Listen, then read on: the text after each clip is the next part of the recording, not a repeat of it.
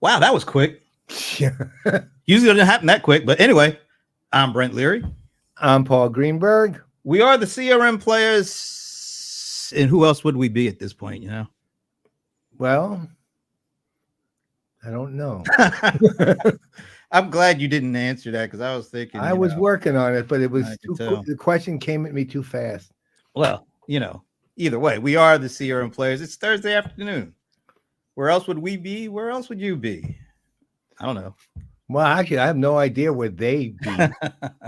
not a clue. Yeah, we're always here. Neither rain nor slow nights, snow. I don't know. Anyway, we're here, folks. And we got a really great show. What? Go ahead. There's good news about being here too, as you'll see. I'm sure you'll talk about it in a second. Now I got to figure out what you mean. But anyway, while I try to figure out what that means, we do have our Moment is Finn. That's the good news. Here he is, folks. All right. Adele, isn't she a singer? Yeah. That's pretty much what I know about that. Do you have any good guesses on this one? Well, 74,000 something. Tagada Asia. Wow, this is a hard one. Is it some kind of it's not Italian, is it? Well, see, that's what my immediate instinct says. Romanian or something. But it looks like it's French at the end with the volume. Well, that's what I'm saying. There's it's probably it's probably a romance language related language, a romance. All right, but you got to guess language. I know. It's going to take a little time. This is a hard one. We don't have a lot of time because we got a big show. Or some. I still am going to take my time. I might look right in the middle of the show. I might blurt out, "Oh, it's." Well, just humor me and give it a shot right now. Well, I'll tell you. We'll keep going. I'll get to it. I'm working on. This is hard. All right. While the Venerable Paul Greenberg is working on that, guess what? We are the CRM Playaz. We have been bringing the as. Got to make sure you say that. Since 2009, from what we've been told. So. Well, but we have to look at the source. Who told us that? Some dude in Arizona named, what was his name? Austin? Austin. Yeah. And he met us like that day. So how does he know? I don't know, but I feel like you're stalling at this point. No, I'm actually really sorry. What happened is Stump the Godfather has me questioning sources all the time now. Don't worry. You'll get your Stump the Godfather before. Oh, I'm already questioning the source. All right. So your guess for the Moment is Finn is before it becomes the Month is Finn. It might be the Month is Finn. I'll give it a week. All right. Take a guess because we need Finn to tell us what it is. It's not Italian. I mean, I don't know. This one stumps me. All right. All right. So I'd like to say Italian just because of say something, but all right, here it is. Samoan. Oh my God. Wow. No wonder. Congrats, Sven. That is literally the first time I've been completely stumped. You ain't lying because that looked like a multitude of languages all in one there. Well, it's Polynesian, so it's there's the Poly part, I guess. Well, I'm saying that it's not a derivative of anything. It's actually a unique language. So that was a good one, Sven. You really stumped them. You got me on that one. First time ever. Speaking of stump. Oh, God. And now it's time for Stump the Godfather with the Venerable Paul Greenberg. Brought to you by Microsoft Dynamics 365 Copilot. I don't know what you're doing. I can't see anything. Okay, well, we have to get this in quick because we got a big show. We got to move things along here. That's why I'm trying to slow it up. Stump the Godfather brought to you by Microsoft Dynamics 365 Copilot. And here it is. Wow, you really are moving on this one. Well, we got to because we got a big show. We got people here that have strong opinions and such like that. So that's for sure. Here we go. Projections say Gen Z globally will have the fastest growth in spending power. reaching an estimated blankety blank blank by 2030 and overtaking baby boomers spending by 2020. Wow, you're going to get overtook. Yeah, because most of us will be dead. I mean, that's like completely ridiculous. That's the most unfair comparison I've ever seen. No, it isn't, because like you guys, you were the biggest. Yeah, while we're alive, we have. You know what? If we're still alive, who do you think we're going to leave the money to? Yeah, but Gen Z is actually going to be bigger than you guys. It was big. No, we've had like boomers inheritance. We've had Gen X, we've had millennials. They didn't get close to you guys. Gen inheritance yet. Gen Z is really gonna overtake you guys to the tune of what? And I'll give you I don't know how big a hint it is.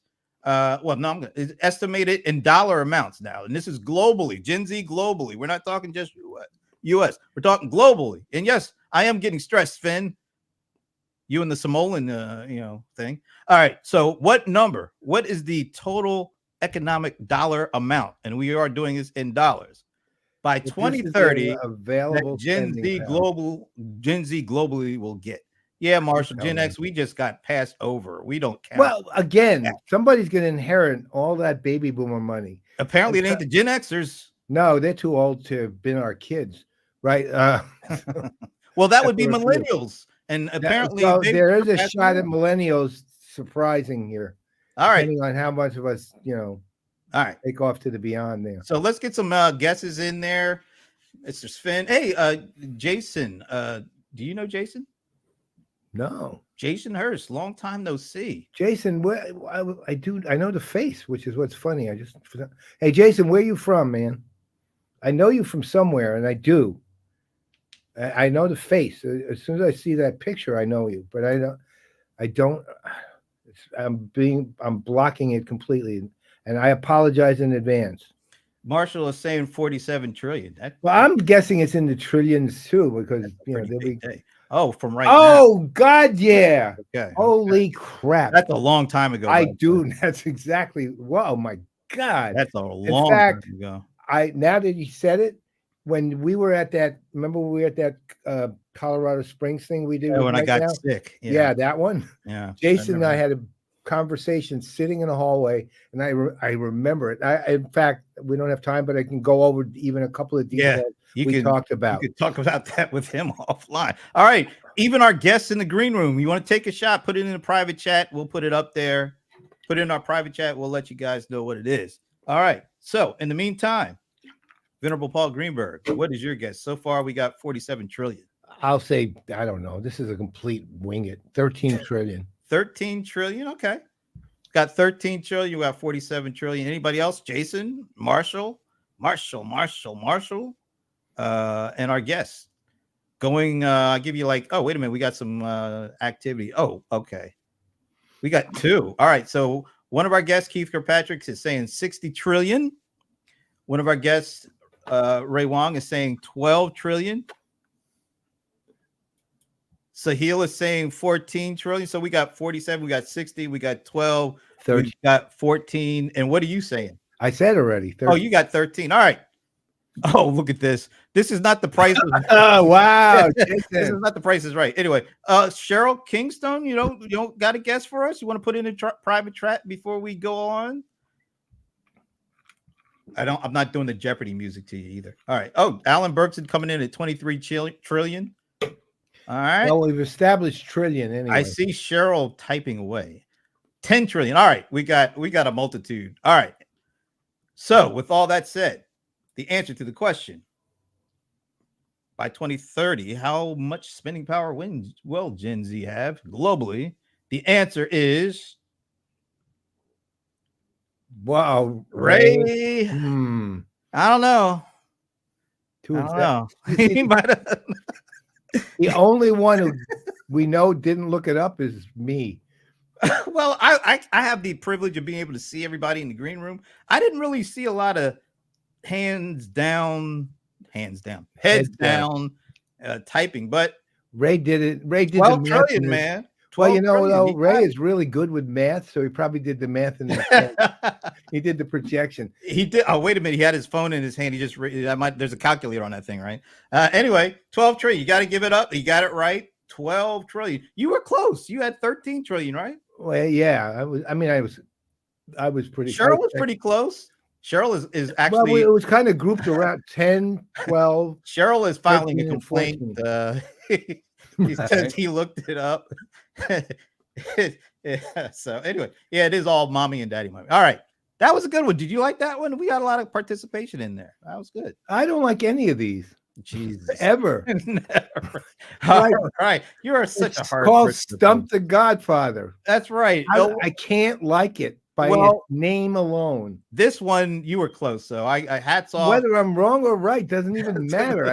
I can't like it. To the Venerable Paul Greenberg. The name of the thing. Stump the Godfather. How do we trick Paul Greenberg? Brought to you by Microsoft Dynamics 365. How do you trick Copilot? All right. We got through it. Whew. All right. Now. That's probably the best way to say it, right? That we got through it. Yeah, we got through it. All right. Before we bring our guests on, just a quick notice. You want to talk a little bit about this? Ah, yes. Okay. So, year 2, we've done it again, and we're going to broadcast on September 3rd, which I believe is the day the actual awards issue of CRM Magazine comes out. Yep. We're going to broadcast the CRM Magazine. What is it? The 24th annual. I think it's the 21st. 21st? Yeah, I think they said it was 21st this year. Okay, in 2003. Okay, so yeah, so 21st annual CRM Magazine Awards. The good news about this show is going to be different than last year. First, it'll be half hour shorter. Second, I won't be getting the word about that we can finally feed the feral cats again. That's not going to happen this year. Happened last year that day. Third, we're actually going to be talking more of highlights and focus on certain key things about them. And if you want to see the full awards, you just obviously read the publication itself. So it's going to be a little more conversational with announcements. So different, considerably interesting, because you get a deep dive on a lot of on a smaller number of different awards and award winners and the purposes of things. And so I highly recommend you listen in. These awards are meaningful. You know, they're the last singular actual publication, meaning it's got a printed edition and digital edition left in the CRM industry, and it still carries significant weight. The awards are worth it. So September 3rd, 3 p.m. Note the day, though. It's not a Thursday. It's not a regular episode. It's Tuesday. Tuesday. All right, cool. All right, so we've been to a lot of events this year already, right? I mean, I think I went to about 12 or 13. Yeah, and I've gone to 7 or 8, I think. And those were all from like the beginning of the year till like mid to late June. So I've been enjoying the kind of the summer break from the conference. One of our guests, I don't think ever takes a break from the conference season. But so since we're at the kind of, we've finished the first half and we get like a month before, you know, after Labor Day, then all hell kind of breaks loose again with all sorts of conferences. And I know you and I will be going to a number of them. We thought it would be a great time to think about what are we going to see from all the events that we attend, because there's the vendors are, you know, there's plenty of vendors and they have different focuses, and so, you know, we're going to see a lot of stuff. What are we going to see? Maybe we can kind of speculate a bit about that, but also let's take the opportunity. You know, there's a month to go, so maybe we get them at a time where they haven't completely finalized everything, and maybe, you know, we get a chance to throw some stuff out there and maybe it'll stick. I don't know. But we're going to have 4 of our buddies that are also going to a lot of events join us to talk about what we're going to see, what we'd like to see, what we don't want to see over the next, you know, fall conference season. So you want to do a very brief. Oy vey. How do you do a brief intro of 4 leading analysts? One thing I'll say, look, ultimately what we want to do with this show is we want to hear what they have to say about what we think we will see and what they'd like to see too, right? So it's not just what those might be two very different things. So look, I rather than do a individual, intro to Ray Wang and Laurie McCabe and Sheryl Kingstone and Keith Kirkpatrick. I mean, it's hard to do that. So I'm going to just group it all together here, even though what you're dealing with is four incredibly distinct and personalities with high, and who are all individually highly opinionated and are very forthright with those opinions, is the best way to put it. Every one of these guys is a leading analyst in the business technology world. They all have different areas of expertise. Each of them has effectively made a mark in the domains that they cover. They're also all good people, right? I mean, we've known all of these guys for quite a while, and we've seen them at conference after conference after conference. One of the reasons that we're having them here, because we know that they're experienced conference goers, and they are also not unwilling to tell you what you need to hear. And so all I can say is I mean, I know this may be the wrong way to put it, but you guys are lucky out there that you're getting to hear these four come on and listen to, and Brent and I will be, dropping in our thoughts, I'm sure, but we really want you to hear what these four have to say. So let's bring on Ray and Laurie and Sheryl and Keith. See if I can do it in order. Ray and Laurie and Sheryl and Keith. And Keith. Here we go. And Keith. And Keith. There he is. There he is. Woo. Nice, even 6 boxes. It looks really good. Everything's good. Although my box is a little shorter than yours. Where's Keith's picture? What do you mean? It's all dark. I don't see him. No, he's there. Yeah. Hi, Keith. Oh, He's there. Yeah. oh, you know what? It's again, I'm in the keys. So again, it's the Wi-Fi issue who came in late. Wow. Sorry. That was really late. So we're really happy that everyone was able to join us. Some of you are on vacation, some of you at events, some of you are at trying to hide from storms and things like that. So definitely appreciate all that. Some of you have to deal with Stump the Godfather. Hey, come on. Wait a minute. Let me ask you guys, since I got you here. Wasn't that a fun episode? Didn't you like doing that? Not Wasn't an that episode. Kind of fun? I'm going to have an episode if you keep this up. Well, prepared to have several episodes. All right. Tell the truth, Ray. Did you look up that number? No, actually, I read about that. You're talking about Ray. Okay, yeah. Right. Yeah, he reads everything. So I should have known he wasn't gonna. Yeah, I thought that was a good one. So, and to be perfectly honest, mine was a completely arbitrary guess. I had that was a good guess. Anyway, literally all it was. So we got a month to go before everything breaks loose, or I shouldn't say breaks loose. There's just conferences. There's vendor events. We got a month before it. What do you want to see? Forget about what you expect to see. What do you want to see from all? I mean, we're going to a lot of different vendors. They're going to have a lot of different focuses. We know they're going to be talking about AI, but what would you like to see that you haven't seen already from conferences this year? Anybody wants to jump in? I want to see a confessional. Where they come back and tell us what's not real. They atoned for their sins and they're building X, Y, and Z. No, I mean, the first half of the year was, and I don't know if I can speak for everyone here, and I'm not trying to, but the first half of the year was congratulations, we put some AI product out, right? And I would show that to my son, who's a comp sci econ major, and he's like, yeah, 10 of our friends could build that in 30 days. That's nothing. What the heck are they showing here, right? So it's kind of when he's like, hey, look, I got something in AI, and everyone else is like, oh, that really isn't that impactful.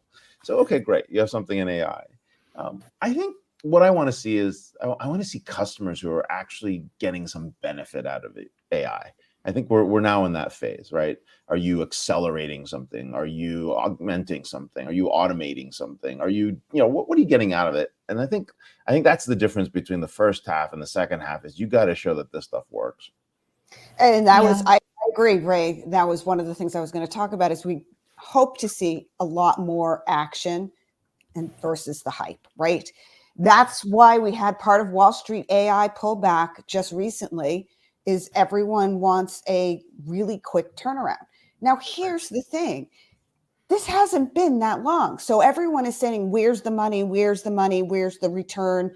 And I'm thinking, guys, we've been doing traditional predictive AI for years, right? Let's talk about going back to basics and not talk about this being totally revolutionizing, but let's talk about what has changed and why it might take a little bit longer to get a return on some of the new stuff, primarily because it costs a lot of freaking money, right? To use some of these LLMs, to understand and generate actual, as Ray said, insight without having to train it. Like a lot of times you can put in more effort into training the model than the model's going to give you back, right? So I would really like to see a back to basics saying, look, we've been doing this for a while. This is what has worked so far. And this is where we're going. And this is when we're expecting the money to turn around.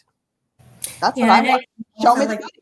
What have they learned in all this? What assumptions did they have that have panned out, and what areas have they been just completely off base on, and they're kind of rejiggering? And also with the AI uptake, how is that really sorting out in terms of different customer segments, not only by employee size, but by industries? Where are they seeing the biggest uptake and why? And then where is really a laggard spot, and why do they think it's a laggard spot? What are they hearing from the customers about why they're, hesitating? And then finally, in AI, the other thing is the pricing models, right? What are they learning from the pricing models they started out with, and where are they going based on what they've learned? Because as Sheryl just said, it's still really early going.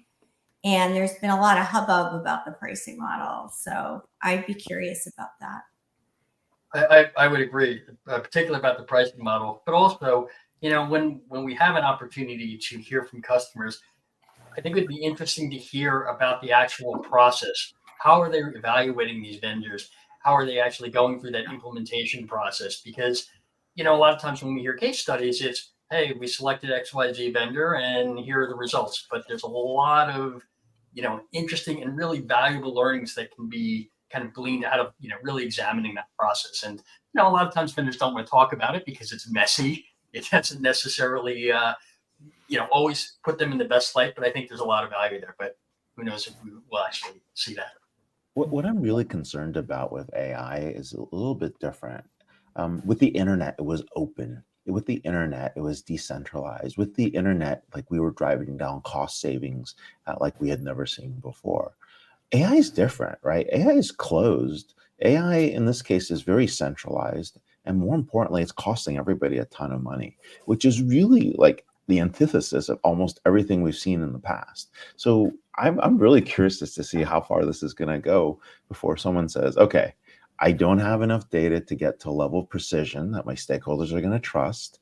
I don't know if 85% confidence is going to be good enough. Like, no offense, 85% in CX isn't bad, but 85% in supply chain, you don't have any manufacturing, you got downtime.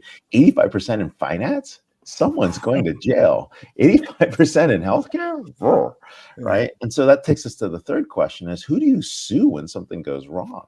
And so everyone's running around like, oh, I got an AI project. I'm like, answer those three questions. Call me back when you got an answer. I think it's CrowdStrike, Microsoft, or Delta is who you sue. No, I'm only kidding. Oh my God, what a bad Friday. But no, Or you could be like Air Canada and just say, oh, it's not our problem. It's not that our was problem. our chat Air bot. Canada had the best answer. Yeah, remember that one? I'm yeah, Ray, your point is really good because, when the cloud first started, a big part of the promise was it's going to make it easier for everybody to use technology, to use business applications, etc. And it's going to drive down the cost. And companies that don't have IT, like smaller businesses, are suddenly going to be able to use all these solutions, right? So in a way, it's kind of a little more tricky with AI because we don't know the answers, and right now it seems like a big money pit. So Well, that's what a lot of vendors are really struggling with, because we don't have all the answers yet, and they want to present themselves in this, hey, we do have it, but realistically, we're not that far in. So I think that really presents a conundrum for them. So let's take this somewhere sort of a slightly different place, because obviously we know what AI is going to be one way or the other. To your points, a focus. Now, whether they actually show what you all, and I'm sure me and Brent, would like to see, that's a big question.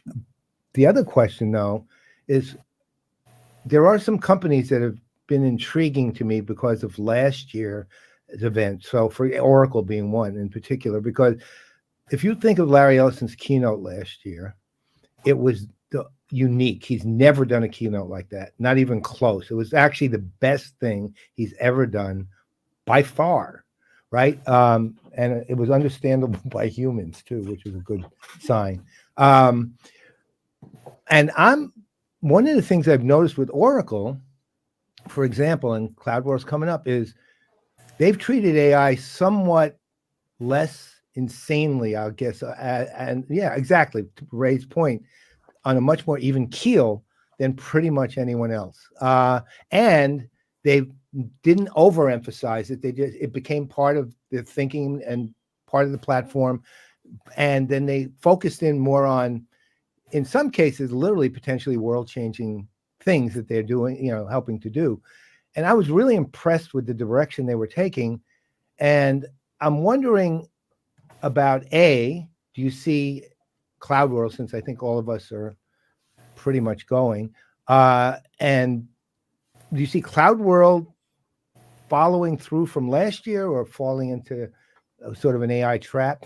And what about the other vendors? What do you want to see from them that's not AI? So kind of both questions, really. One specific to CloudWorld and one kind of general to all conferences. Anyone can answer. Yeah, what's their next trek? and how are some of these other things that have we hear about all the time, whether it's like industry specific versions, what are some of the other things they've been trying, and how are they really panning out in terms of helping them expand the market? And even though I don't follow international, outside North America that much, I'm also curious as to, where they see, other than what we always know, they always go for all the English speaking countries and all that kind of stuff.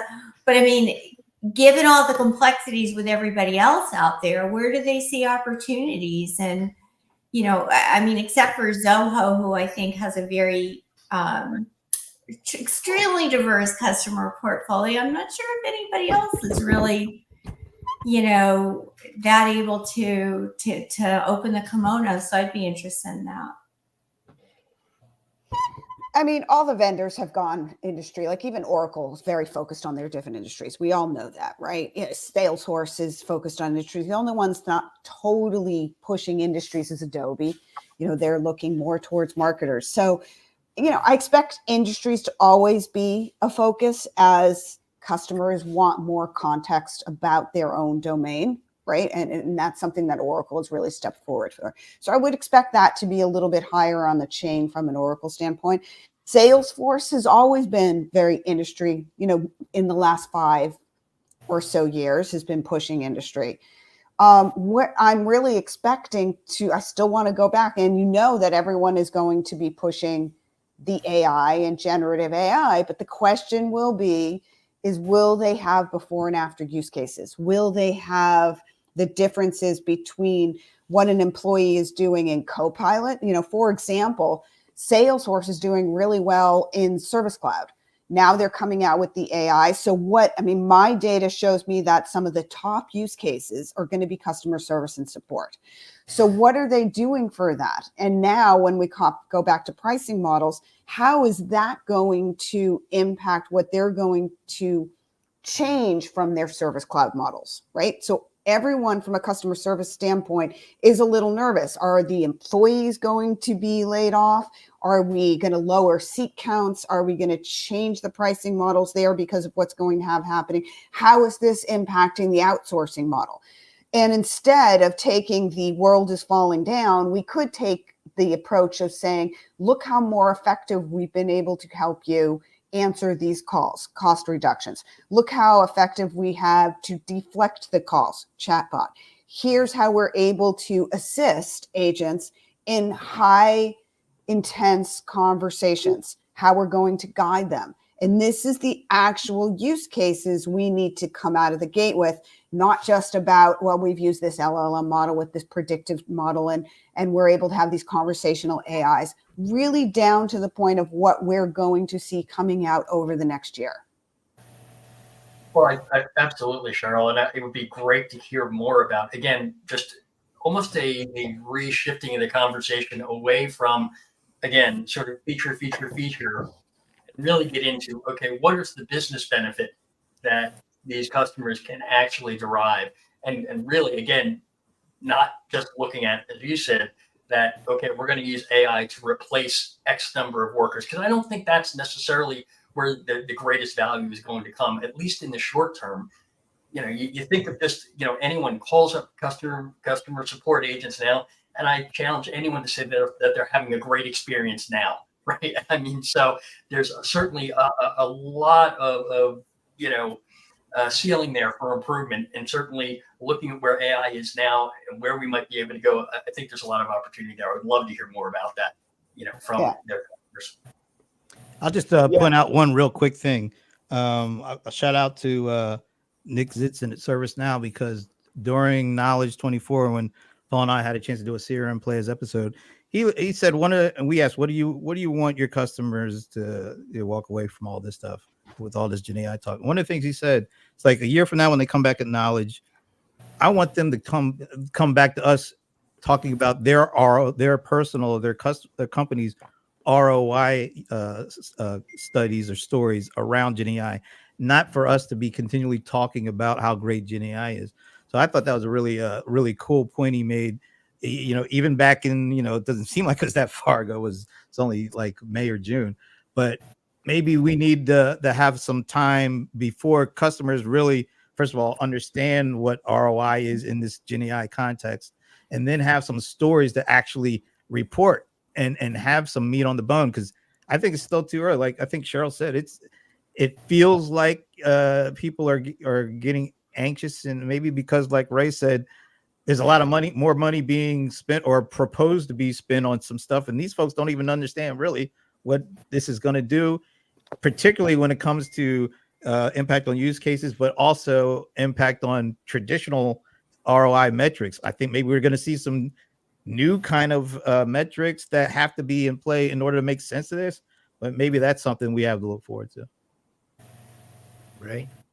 Yeah, I mean, actually, speaking of metrics, I think that's an important piece. I think we have a metric that we're using called return on transformation. I'd say, investment, and that's kind of a way to actually look at how you should be looking at these projects, including AI projects. But overall, everybody's trying to drive down cost structure. What happened, we had a couple of things. We had 5% interest rates. People had to make up for it. We had margin compression, which means people had to then figure out how to actually make up those on the sales side. And we had exponential efficiency. And those three massive factors basically caused everybody to run into a tizzy of trying to figure out how to drive down costs and cut workforces and figure out where they could do automation or AI. That's what's inside almost every deal that we're in at the moment. Everyone's trying to figure out how to streamline the portfolio and get down the cost. And I would love to see the vendors show me how it's going to be cheaper to do something in the new product. I would challenge them that, especially given the fact that I don't think any of them can actually come back with something. And here's why. We're in an era of what we call asymmetric advantage. So we have $100 drones up against $1 million Lockheed missiles in the Middle East. Who's going to win? The drones. We have UPI, which is the payment mechanism in India, which is a penny for peer-to-peer payments versus 150 pennies for ACH and $25 for Swift, right? Who's going to win? UPI is going to win.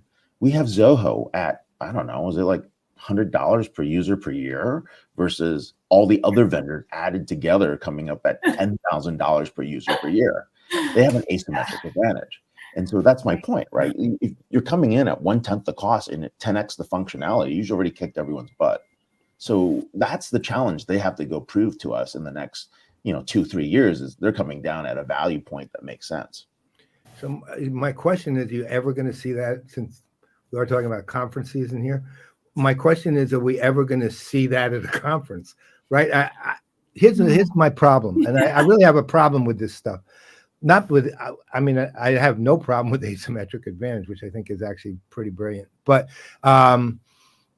where I have a big problem is the vendors talking anyway, in the slightest, in any way that would provide something that would prove that point. I mean, it's to their advantage to do it, but they can't do it, right? So, and here's the other side. And they can't come in on the price part, Paul. No, because they can't. Like Salesforce investors will kill them. The stock will drop, right?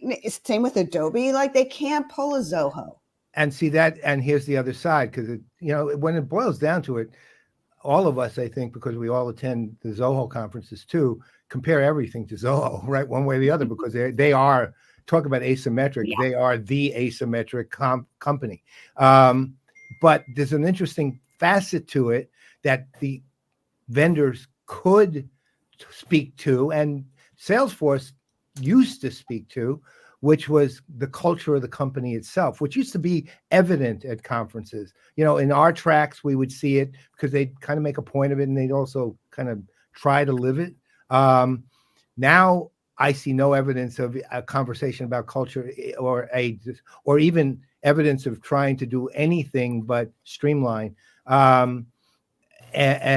anywhere, except Zoho always makes a point of it, right? So my question to you guys is, do you see any of these conferences where that's even a possibility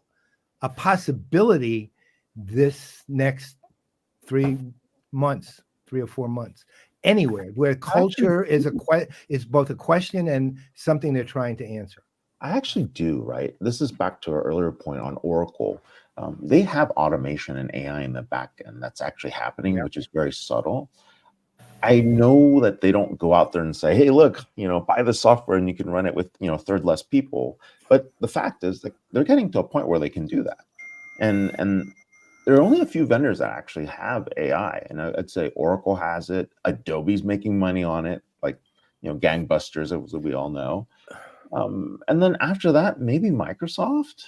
And so there's, and you got C3 and Palantir, right? Fine. But you don't really have a lot of people actually making money on AI yet. And so this is a question of, do you really have AI? And so I think you'll find out from the conference season, like who has it and who doesn't. Someone might say, hey, look, we've got agents, and then charge you like $100 per agent. That's what Microsoft was doing. That doesn't count. Like, you made my life more miserable. Thank you. So back to Keith's point on pricing, like, I want to know what pricing looks like. Like, what do you charge for? Do you charge for the user? Do you charge for, the output, the result, right? Do you charge on the cost savings? All the above we've seen. We've seen output. We've seen observability. We've seen price per seat. We've seen platform. We've seen it all. And it's not going to be static. I think it's still, that's just way too early. Yeah. Let me pose another question. I think, Ray, you said the first half of the year has been more like, hey, we got it, don't worry, and it's coming. It's coming. But do you think the 3 months that make up, like, the fall conference season for the most part, are we going to see any of these vendors positioning AI differently? Like, instead of positioning to say sort of on a defensive measure, like, yeah, we've got it, and you don't have to worry about going in. We're going to have it for you, and not only we're going to have it for you, it's going to have it so that you kind of stay with us. It's kind of like this defensive play, and instead of Are we going to see more adventurous, more, all right, we're not just going to talk about we got it, but here's how we got it and why it matters to you right now. And also here's what it's going to look like a year from now. Are they going to be able to present that kind of forward leaning strategy? I think a handful of companies, Brent, are giving a forward looking where they're trying to go. And then they've got other companies that are misinterpreting and misdirecting their conversations and their capabilities as AI companies. So what frustrates me the most is when you've got a company that was in a category, they are still in a category. I don't want to call out the vendor, right? A category. Nobody's and they're now saying that they're not in that category because they are an AI company now. I'm like, well, the last time I looked, you still sold XYZ. And that doesn't change whether you put AI on it or not. Right? So I would love to see less of the bullshit and more of this is what we're doing with AI, and we're still in customer service and support, and we're still in marketing. Yeah, I mean, at the end of the day, that's what customers want. They just want to be able to use these solutions that they already know and take advantage of the AI features and functionality and benefits in a very seamless way. They shouldn't even have to know, where they leave off. That's what we were about with the traditional AI, the predictive AI. Yeah, all of a sudden now companies are saying they're Gen AI companies. Yeah, I mean, a continuum of automation is really, I think, for smaller companies anyway, that's the way I think it's being most successfully positioned, right? So it's not as scary. We're just stepping you up incrementally. You're getting these new benefits, but it's not this big kind of huge umbrella over everybody's head that is so amorphous that nobody really knows, poking the elephant, which part are you poking? What are you getting? But, sorry. Go ahead, Keith. I was just going to say that the problem is, to Cheryl's point about everyone changing their name to, .ai or saying that we're AI company. Part of that is, if you think of what's going on in some of the boardrooms of these enterprise customers, they're saying we need AI. Well, who are you going to evaluate? Well, it's company X. They have AI, and even though that means nothing in the grand scheme of things, it's just this everyone raising their hand saying, yes, we do that too. I think that's a lot of it. Banana still be able to get drunk playing the AI drinking game, because I think it'll be mentioned quite a bit. Well, the Bananarama song, right? Venus. It's like, oh no. All right. But do you think maybe, like Sheryl said, predictive AI went kind of unassuming for years, and the people who knew about it, but the masses really didn't, and they didn't care. But because Gen AI is more consumer focused, people know now that they can ask it to make purple cows or write sonnets or whatever. It got out of control because the consumers got their hands on it, and they pushed the expectations on the vendors to try to keep up with what they're seeing. Do you see there potentially being somehow the vendors getting more of a firmer footing, and taking more of a responsible approach as opposed to a catch-up approach? And will that work? Do you see any of that in the vendor season coming up? We're seeing that, I think, with Ray. You'll concur with this, with a lot of the financial area vendors, in that space. So much of it, I don't think I see as much of it with CRM. So we've got about 13 minutes, 12, 13. So let's get specific. Gonna call out companies? Is that what? Yeah, exactly. No. I want to know what you think, what you want to see it on CloudWorld, or you think you're going to see. Not necessarily the same thing. And same with Dreamforce. And then each of you pick since I don't know what other conferences you're going to, each of you pick one conference that and tell us what you want to see and what you don't see. Yeah, But let's that's the start deal. with CloudWorld. Let's do this. Can I add Okay. an addendum? Yeah. If one person mentions one conference, you can't talk about that conference. It's got to be, we want unique conferences across the board here. All right. So we'll start with CloudWorld and then we'll go to Dreamforce. Who wants CloudWorld? Who wants to Okay. take CloudWorld? No, this is everybody. This part. These Okay. for everybody. Is everybody going to Everybody- CloudWorld? Is everybody going? are No, you- I am not going. okay. I can't go. It's All right. CloudWorld and NetSuite World. Sweet That's World's right, going it's on Right, CloudWorld that. same thing. You got the Same parallel thing thing. here. Okay. So Oh, okay. So you're Yeah. going to Sweet World? I think I am going to Sweetwater. All right, so I'm not that's totally fine. decided yet. Good Okay. catch, Ray. So, all right. So let's individually. What do you want to see? What do you think you're gonna see? I mean, I think we're going to see. I just think we're going to see more of the same overhyping, and the big picture story with all the great stuff that this can all deliver, and not enough of the real use cases and value and outcomes. Which is what everybody wants to see more of, because we already talked about that, I think. Okay. I think we're going to see.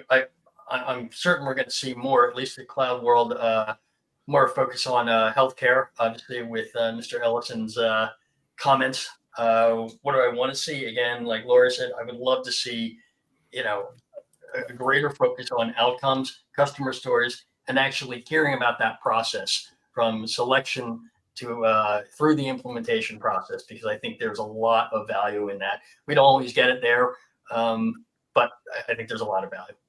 Okay. Honestly, I'm not going to CloudWorld, but I can tell you from our world of what we're seeing at S&P and what's going on in the data center in the cloud world and Gen AI, I would certainly expect to see Oracle to step up and talk about the cost associated with some of the LLMs and what's going out there with some of the Gen AI and where it's going with sustainability. That's very hot. So it will be about cost and it'll be about infrastructure at CloudWorld, primarily because that's where a lot of concerns are right now. Okay. Ray. Yeah, I'm expecting more automation conversations, things that are happening in the back end.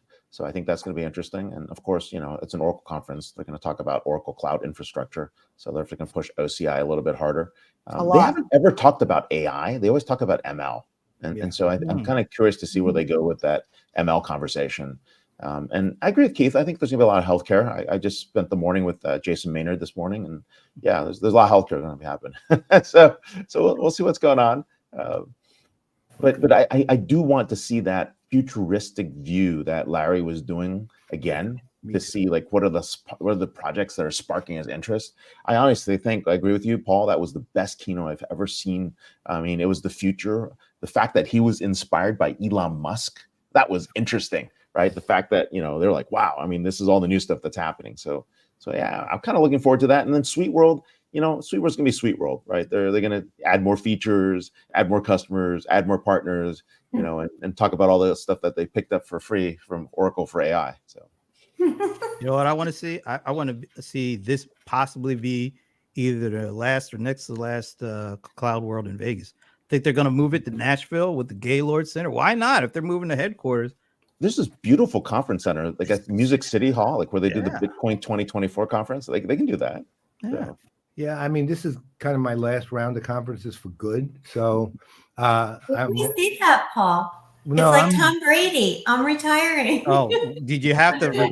Yeah, Tom Brady. Now, you know what you've now done? Okay. He's a New Englander. Guaranteed my full retirement. In fact, I'm not going to any conferences at all now. I'm retiring now. Right. So, all right, Dreamforce. You got to get the Dreamforce. No, round, wait, let me finish here. Well, I mean, Dreamforce has already shifted their message to the world's largest AI conference. Well, right? that's going to be a problem too. Right. Did you see their Olympics ads? Oh, with McConaughey and Yeah. I think that's the precursor, right? All their ads with him are terrible. I think we can find a couple million to save there if you're looking for money. You know what? Yeah, I want to see again how, what my perpetual question of, and I don't think it's only relevant for smaller companies, how are they taking this huge conglomeration now that's become Salesforce and making it easier for mere mortals to wrap their head around it, not just the different solutions, but how well or not they integrate, where they overlap, where, how this big puzzle pieces all fit together. It's daunting, honestly. And, they have a wealth of riches, but it's also getting more and more confusing. From Lori's point of view and jumping in on that, a lot of the changes within Salesforce over the past year actually were fairly good about trying to pull this all together due to their story around the data cloud, right? So I would like to see some real proof that the data cloud is bringing together the data, right? And not just about privacy the data cloud and makes a AI lot and where of it's sense. going. Yeah, the data cloud All about makes trust sense, cloud. but All about the between the trust cloud. pricing models No, I and don't want the umpty-ump trust cloud. products, it's still, we pull all the data together. Yay, that's great. But still, how do I, take this thing and munge it into what I need without paying for so much that I don't need? And I like a lot of what they're doing at the low end, with Starter and Starter Pro, but it's still, to me, a baby step. I mean, look, the cost issue is going to come and bite Salesforce on the head. Big companies like Allstate and Verizon, and like I can name like 20 companies that are basically getting off of Salesforce, right? It is huge. It's the number of expensive. companies that are getting off because it's expensive and they're not getting value. They've got to come back to say, we are getting value, and here's why. They're so far from that message at this moment. And I think that's going to hurt them the most. We were looking at contract negotiation for a company that was spending like tens of millions on Salesforce, and they basically said, this is it, we're done, this is the last year we're going to be on them, we're pulling stuff off. And I think they're in an SAP moment at this moment if they don't course correct. I think one of the things that happened last year was they made Dreamforce was very tactical in what it was. It was not a normal Dreamforce in the sense that they had to recover. Well, they had to recover. I'm going to use the word. They had to recover trust, and they had to. There was no choice given everything that had happened earlier in the year. And to their credit, they actually did a very good job of putting the steps in place from the technology itself with the trust layer to the discussions and the way they were shaped, and also to the reduction of Ohana as a thing by no longer getting that opening prayer. But they did all the things they had to do to put in place the things they needed to put in place to begin to regain trust. And that was, but again, it was tactical, okay, and it was specific, and it was well done that way. The problem when you do tactical things like that is there's no continuity. Well, see, Oracle has continuity going right now. They had, and Salesforce, to their credit, did what they had to do. But now, to the point we're all seeing that they know they're in kind of a fight for their life around AI in particular, and so Einstein AI and AI and AI and AI are everything that they're saying and talking to. And the irony of it is, if there was any company that actually built their company on the back of their actual culture in their earlier days when they pushed stakeholder versus shareholder capitalism, it was them. And what I'd like to see, I'd love to see, although it's going to be hard, but again, they surprise me a lot. So I'm not necessarily saying they won't be able to do this, is a reestablishment of that piece. That's what made them special in their day, right? Was that the growth that they've had? Of course, they've gone into big company mode. As Ray said, calling an SAP moment, it's something close to that. Again, I have more faith in Salesforce than I do in SAP, but when it boils down to it, if they would reestablish some of the cultural implications and explication, I think they do well. I don't know that they're going to do that. I have no idea, really. I used to actually literally, when I was doing advisory work for them, I would meet with the Dreamforce team every year, right? So, yeah, it's there, Marshall. It's in their day. I mean, keep in mind, they've been around since what? 1999, right? 1999. So, yeah, It was I, a Believe great me, year. I know. Great album. I literally used them in 1999, right? Yeah. In the business I was working with at the time. So that I'd love to Let's see not that. forget they have a lot of successful customers too. Yeah. And they have a lot of customers that have built mission critical applications on the backbone of that Yeah, company, right? we're There's smart. not a lot of options for companies to move to. So the trust is there. I still think it goes back to proving that companies want to be very data driven, right? Let's focus on that data platform, how that's going to power things like customer service, which is what they're differentiated about. How is that going to play across the customer journey? They also have aspects of commerce. How are we, addressing that? When I'm looking at all the different stacks, the top 3 around fraud prevention, it's customer service and conversational commerce. After that, it's around things that Adobe will bring to the table, creative assistance, marketing copilot, product search and discovery, right? There are so many things that we can start bringing to the table and not just say AI. Let's really bring these use cases forward. So will we see any of that in the next 3 months? Hopefully we'll see more of the use cases, right? We'll see.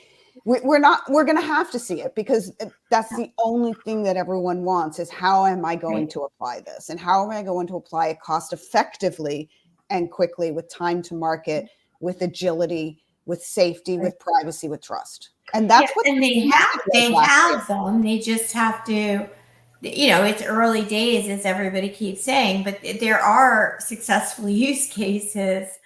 And they have to just make them, bring them out and surface them up and allow everybody else to understand, here's the light bulb that's going on now. This is how I would do that. Yeah. Hopefully. We'll see. I don't think everything has to be completely buttoned up with a nice little bow. I mean, as everyone has said on the call, it is still early days. There are going to be some successes. There are going to be some failures. There are going to be some situations where the jury's still out. But I think it's important to bring those stories to light, so it doesn't appear just to be one giant commercial of, hey, apply AI and, peaches and cream. I think the big thing is the vendors need to realize that the macro environment changed. This is really about cost savings. They have to have a story to address that. Otherwise, they're going to be out of touch. I mean, some of these conferences, I think some of the vendors are tone deaf at the moment, and that's really going to be the challenge. All right. And a lot of the cost reduction has to do with automation. A lot of the automation has to do with combining both predictive and generative at the same time. You can summarize a call all you want, but if it sucks and you can't take action on it, it doesn't matter, right? Exactly. So, sorry. Yes. All right. Pick your conference. What do you want to see? What do you think you're going to see? You pick it. Start with anyone you want. I think I just did with Dreamforce. I just want to see more of what we're all talking about and what we learned, where we were wrong, where we were right, what we're changing. Pick a conference you're going to that's not Dreamforce or CloudWorld. Any conference you want. I'll take Adobe Max. I was going to take Adobe Max. Go for it. First come, first serve. You guys can fight that out. Keith, you go. Here, I'll do a different one. I'm going to Work Humans Day, which is interesting. It's what I would like to hear about how organizations are really using rewards and recognition and really generating actual ROI within that company, because it's something that a lot of times companies look at it as a, it's something we maybe have to do to keep our employees happy. But really, I would like to hear more about, how organizations are doing it to actually, retain employees, get more productivity, because they're not just treated like disposable, automatons. So do you think you're going to get that?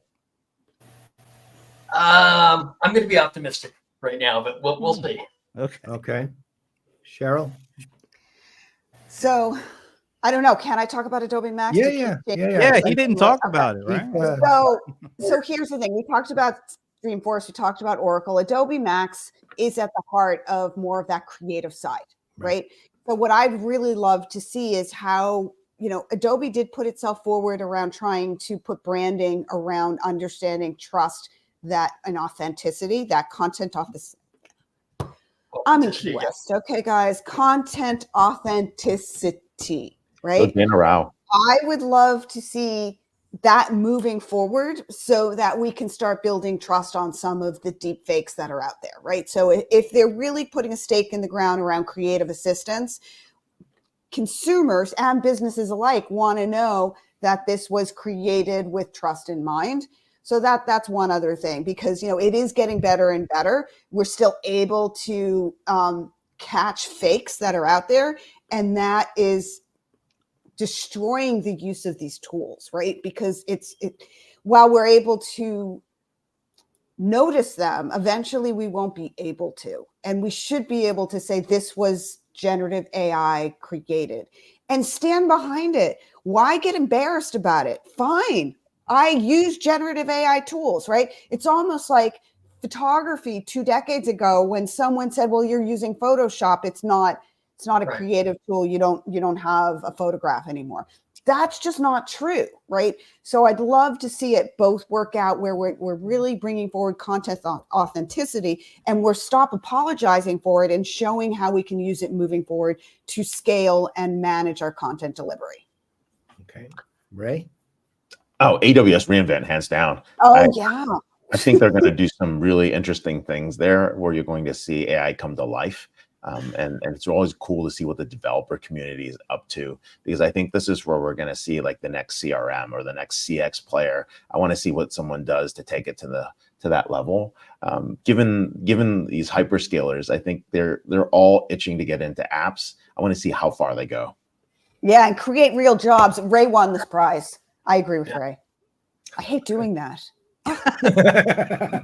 That's like, I can't believe I said that and got it recorded. What a great note to end on, Cheryl. Yeah, it's recorded. People are listening and streaming. Right. Oh my God. Now, for a small fee, we're willing to take that part of the recording. Because it's going to be job creation and not job we reduction. We can use AI to take it out. Hey, Paul, can I speak for you and say maybe the one that we're both looking forward to, because we've never been to this one before, is Zoomtopia. Yeah. I don't have any idea. Person? No. Yeah. Well, it's a limited group of people in person, but it's mostly going to be virtual apparently. So it's never been to it. So it'll be interesting to see what goes on there. That one is going to be, I literally have no expectations of that, and don't think I'll know anybody there other than the person who invited us. Exactly. Oh, no. That one, they are doubling down on contact center. So everything they're doing is all about contact, UCAS, CCAS. They're coming down hard after CCAS. And so you're going to see a lot of interesting conversations on CX for them. And they've gotten right into our zone. So we'll see what happens. Absolutely. Okay. I got to go too. All right. So Brent, you might as well take us out. All right. Well, on behalf of Sheryl Kingstone, Keith Kirkpatrick, Ray Wang, and Laura McCabe, I'm Brent Leary. I'm Paul Greenberg. We are the CRM Playaz. Thanks to everybody for doing this. This is really fun. We'll see what we get in the 3 months ahead. I don't know what, but I know what we're getting right now to take us out. Bye, Minnie. Bye, Minnie.